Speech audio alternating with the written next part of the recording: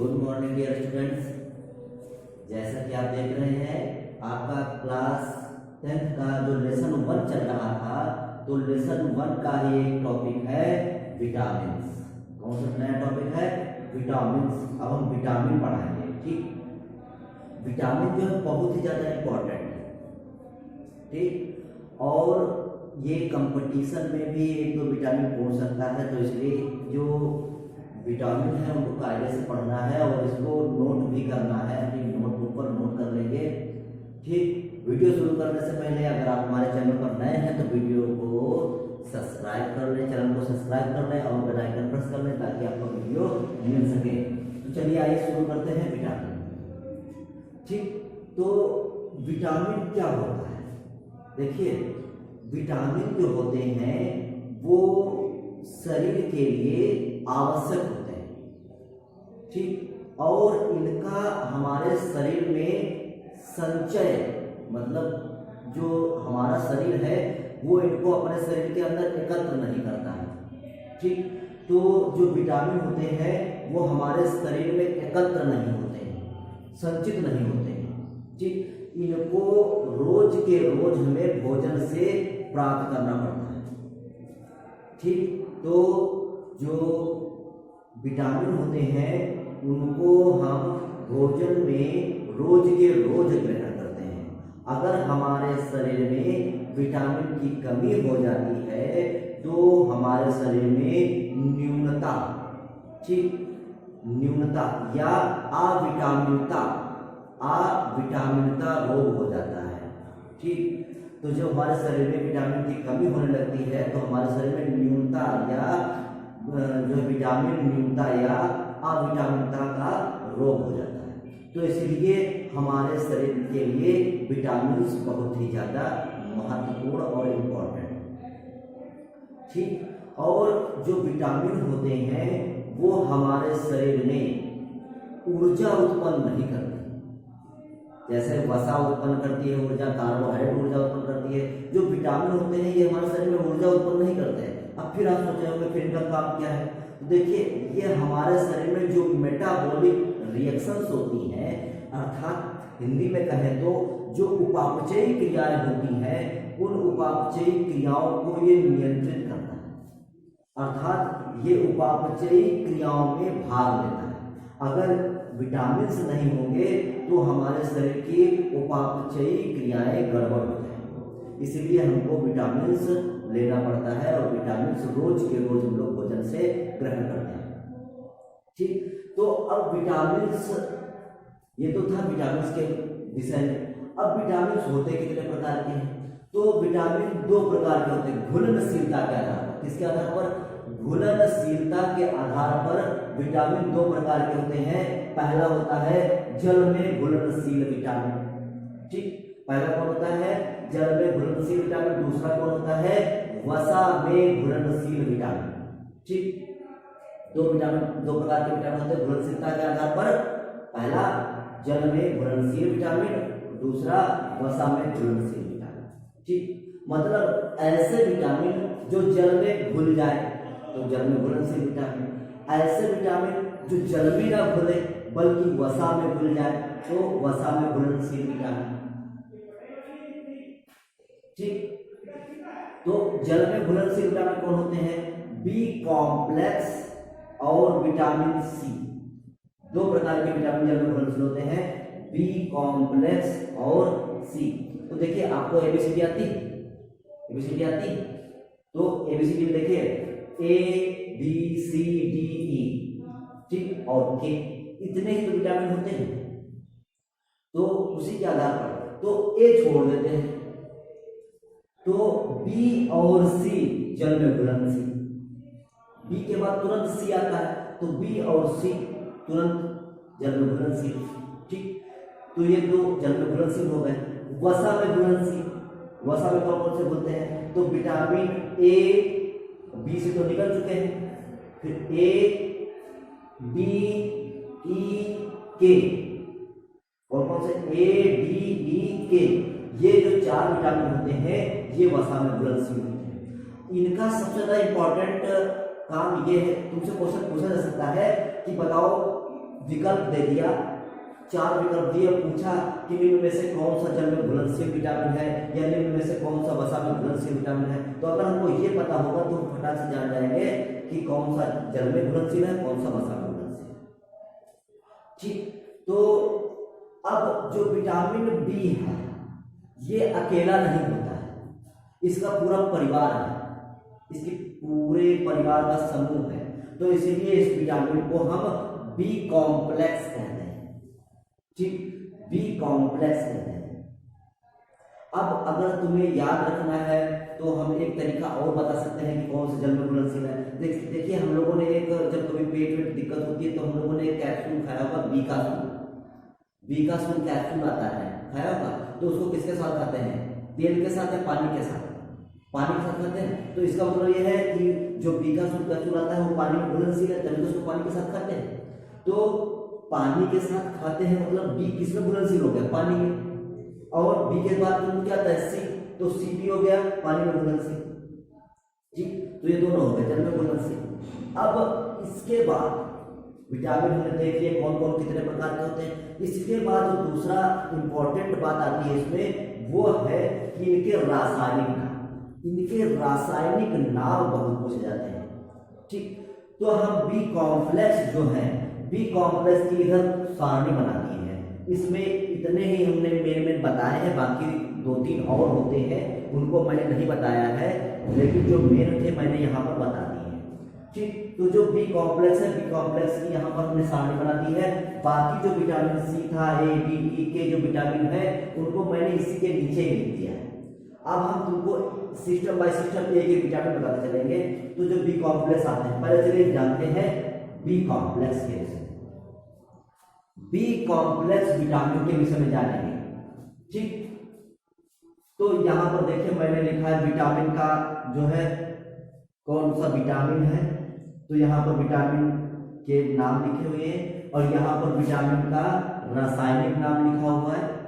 ठीक, विटामिन का रासायनिक नाम लिखा हुआ है और विटामिन के रोग लिखे हुए, कौन कौन किससे रोग होता है। तो सबसे पहला विटामिन B1, कहीं कहीं पर इसे विटामिन बी भी लिख देते हैं। ठीक, तो कंफ्यूज ना होना, ये विटामिन B1 भी है और बी भी है। ठीक, तो B1 इसका रासायनिक नाम क्या है? थायमिन। और इससे कौन सा रोग होता है? बेरी। ठीक, B1 थायमिन है इसका रासायनिक नाम और बेरी होता है इससे रोग। दूसरा आता है B2। ठीक, और इसका दूसरा नाम है विटामिन जी। चाहे हम विटामिन B2 कहें या कहें विटामिन जी, इसका रासायनिक नाम है रेबोफ्लेविन। कौन सा? राइबोफ्लेविन। कौन सा है? राइबोफ्लेविन। इसका रासायनिक नाम क्या है? राइबोफ्लेविन। ठीक, और इससे रोग कौन सा होता है? किलोसिस। किलोसिस में क्या होता है कि जो मुंह होता है, मुंह के जो किनारे होते हैं वो कट फट जाते हैं। ठीक, तो इसे बोलते हैं किलोसिस। तीसरा आता है निकोटिनिक एसिड। कौन सा आता है? Nicotinic acid. इसका रासायनिक नाम होता है नियोसिन या इसका दूसरा नाम होता है विटामिन PP। कौन सा? Vitamin PP। ठीक, तो निकोटिनिक एसिड, इसका रासायनिक नाम है नियोसिन या विटामिन PP। और इसके द्वारा होता है पेडाग्रा या चर्मदा। चर्म माने तो त्वचा, चमड़ी, चर्मदाह माने जली हुई, तो ऐसा लगता है कि जो है त्वचा झुलस जैसी गई। ठीक, तो पेडाग्रा या चर्मदाह हो जाता है। फिर अगला विटामिन का विटामिन B6। विटामिन B6 जो है वो है पायरिडॉक्सिन। इसका रासायनिक नाम क्या है? पायरिडॉक्सिन। पायरिडॉक्सिन से क्या होता है? एनीमिया। एनीमिया जानते हैं? एनीमिया का मतलब होता है जब हमारे शरीर में खून की कमी हो जाए। ठीक, जब हमारे शरीर में खून की कमी हो जाती है तो उस रोग को बोलते हैं एनीमिया। ठीक, वही चर्म रोग हो जाते हैं। चर्म माने जो त्वचा, जो स्किन डिजीज संबंधी रोग हो जाते हैं। पेशी ऐठन, जो मांसपेशियां हैं वो उसमें ऐठन होने से उसमें दर्द होता है, जैसे पैर वैर में कभी दर्द होने लगता है तो उस प्रकार से जो पेशी ऐठन होता है, जो मांसपेशियां उसमें ऐठन मतलब दर्द होना शुरू हो जाता है। ठीक, फिर अगला विटामिन आता है विटामिन H। कौन सा है? Vitamin H। इसका रासायनिक नाम है बायोटिन। कौन सा है? बायोटिन। ठीक, इससे कौन सा रोग होता है? इससे चर्म रोग हो जाते हैं, बालों का झड़ना शुरू हो जाता है। कमजोरी आना शुरू हो जाती है, ये इसके रोग हैं। फिर आता है विटामिन B12। विटामिन B12 का रसायन क्या है? साइनोकोबालैनिन। क्या इसका नाम है? साइनोकोबालैनिन। और इससे रोग कौन सा होता है? एनीमिया और तंत्रिका संबंधी रोग हो जाते हैं, नर्वस सिस्टम से संबंधित रोग हो जाते हैं, तो एनीमिया और तंत्रिका संबंधी रोग हो जाते हैं। ठीक, एक प्रश्न और पूछा जाता है विटामिन B12 से कि जो विटामिन B12 है उसमें कौन सा तत्व पाया जाता है? तो जैसा कि सुनिएगा साइनोकोबा, कोबा माने कोबाल्ट। ठीक, तो इसी में सब छुपा हुआ है कोबा, तो कोबा मतलब होता है कोबाल्ट, तो इसमें जो तत्व पाया जाता है वो कोबाल्ट पाया जाता है। ठीक, तो ये हमारा बी कॉम्प्लेक्स विटामिन हो गया। अब विटामिन सी, तो विटामिन सी सा निकल रहा है तो इसका नाम ही निकल रहा है विटामिन सी, मतलब तो इसका नाम हो गया स्कर्बिक एसिड। जैसा इसका उच्चारण निकल रहा है उसी के उच्चारण से ही बन गया स्कॉर्बिक एसिड, और उसी के उच्चारण से बन गया स्कर्बी रोग। स्कॉर्बिक एसिड, स्कर्बी रोग। ठीक, और सबसे ज्यादा पूछा जाता है कि विटामिन सी किस में पाया जाता है? तो जो विटामिन सी है वो सभी खट्टे पदार्थों में पाया जाता है, जैसे नींबू है, संतरा है, मौसमी है, तो इन सब में जो जितने भी खट्टे फल होते हैं, खट्टे फलों में ही विटामिन सी पाया जाता है। ठीक, फिर अगला आता है वसा में घुलनशील से विटामिन, तो ये है ADEK, तो ये विटामिन है। तो विटामिन ए का रासायनिक नाम क्या होता है? रेटिनॉल। रेटिना हमारे आंखों से संबंधित है ये विटामिन, तो विटामिन ए का रासायनिक नाम है रेटिनॉल। रेटिनॉल की जब इस विटामिन ए की कमी हो जाती है तो कौन सा रोग हो जाता है? रतौंधी रोग हो जाता है, रतौंधी। ठीक, कौन सा रोग हो जाता है? रतौंधी रोग होता है। अब विटामिन डी, विटामिन डी जो होता है उसका रासायनिक नाम होता है कैल्सीफेरॉल। इसमें क्या होता है? कैल्शियम होता है, क्योंकि जो हमारी हड्डियां हैं वो कैल्शियम और फास्फोरस से मिलकर बनी होती हैं, तो जो विटामिन डी है वो हड्डियों के लिए होता है, तो इसका नाम रखा गया है कैल्सीफेरॉल। ठीक, हड्डियों में कैल्शियम होता है, फास्फोरस होता है, तो इसीलिए इसका नाम रखा गया कैल्सीफेरॉल। ठीक, या इसको धूप का विटामिन भी बोलते हैं, धूप का विटामिन, सनशाइन विटामिन। ठीक, इंग्लिश में से क्या कहते हैं? सनशाइन विटामिन, धूप का विटामिन। ठीक, तो ये धूप का विटामिन होता है, और ये धूप में बैठने से प्राप्त होता है। ये धूप वो नहीं कि दोपहर में बैठ के, दोपहर वाली नहीं, जो सुबह की धूप होती है, जो सुबह मॉर्निंग की जो धूप होती है उसमें विटामिन होता है। ठीक, अब इससे रोग कौन सा होता है? विटामिन डी की कमी से कौन सा रोग होता है? तो विटामिन डी की कमी से होता है बच्चों में, जो बच्चे होते हैं उनमें होता है रिकेट्स या सूखा रोग। इसका क्या होता है? सूखा रोग। विटामिन डी की कमी से बच्चों में रिकेट्स या सूखा रोग हो जाता है, और जो वयस्क होते हैं, जो बड़े लोग होते हैं, उनमें होता है ऑस्टियोमैलेशिया। कौन सा होता है? ऑस्टियोमैलेशिया। ठीक, ये हो गया हमारा विटामिन डी। अब विटामिन ई होता है टोकोफेरॉल, कहता है टोकोफेरॉल। इसका रासायनिक क्या? विटामिन ई का टोकोफेरॉल है, और इससे होता क्या है? इससे जो जब ये विटामिन की कमी हो जाती है तो इससे बांझपन संबंधी रोग हो जाता है।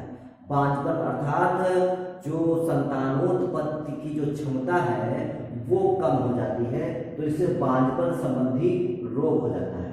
अगला आता है विटामिन के, तो मैंने इसको ऊपर लिख दिया है। विटामिन के का रासायनिक नाम होता है नेफ्थोक्विनोन। क्या नाम होता है? नेफ्थोक्विनोन। ठीक, इस विटामिन का नाम होता है, विटामिन के का नाम होता है, विटामिन के से निकलता है नेफ्थोक्विनोन। क्यू मतलब का, मतलब का से के मतलब नेफ्थोक्विनोन। ठीक, और इससे रोग कौन होता है?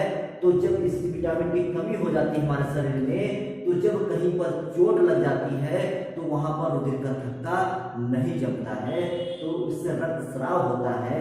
तो इसकी वजह से इस विटामिन की कमी से जो रक्त का थक्का होता है वो नहीं जमता है। ठीक, तो ये रक्त के थक्का से संबंधित विटामिन है। इस प्रकार आपको मैंने पूरे विटामिन बता दिए हैं। आपको इसको कायदे से लिखना है, पढ़ना है, समझना है। कोई प्रॉब्लम आए तो हम आपको कमेंट में आप उसे बताइए और मैं उसका हल निकालूंगा। ठीक, तो आप इसको नोट कर सकते हैं अपनी नोटबुक पर, इसको पढ़ सकते हैं। कोई दिक्कत हो बताइए। ठीक, तो आज के लिए इतना ही। कल आपको नए वीडियो के साथ मिलेंगे। Good bye.